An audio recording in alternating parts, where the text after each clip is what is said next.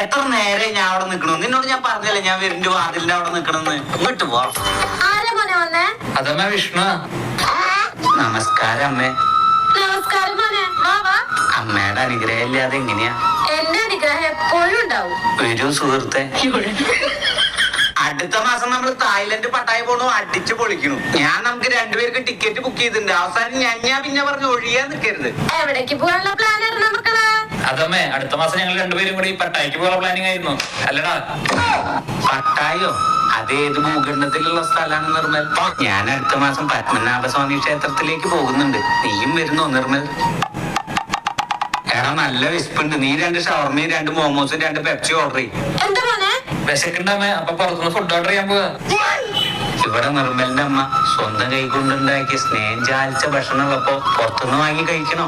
അത് വേണ്ട നിർമ്മൽ.